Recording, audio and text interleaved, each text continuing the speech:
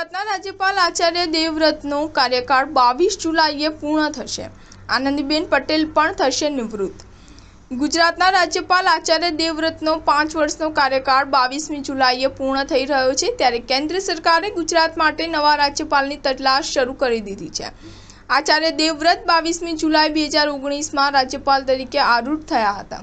રાજ્યપાલ મળ્યા છે, પરંતુ તે પૈકી 6 રાજ્યપાલ કાર્યકારી પદ પર રહ્યા હતા, જેમાં પીએન ભગવતી 1979માં અને 1973માં એમ 2 વખત કાર્યકારી પદે રહ્યા છે। ગુજરાતને 1 મેથી 1960માં પ્રથમ રાજ્યપાલ તરીકે મહેંદી નવાઝ જંગ પ્રાપ્ત થયા હતા। તેમણે 5 વર્ષ સુધી આ પદ ભોગવ્યું હતું। તેમના પછી આવેલા નિત્યાનંદ કાનૂનગોએ 5 વર્ષ પૂરા પણ નહોતા કર્યા।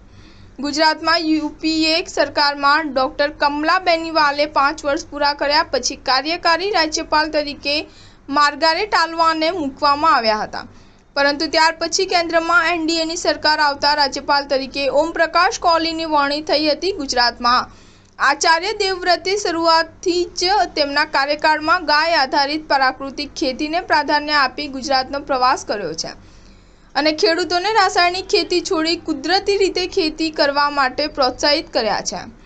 કેન્દ્ર સરકાર તેમના માટે પ્રાકૃતિક ખેતીના કોઈ મહત્વના પદ પર પણ વિચારણા કરી શકે તેમ છે।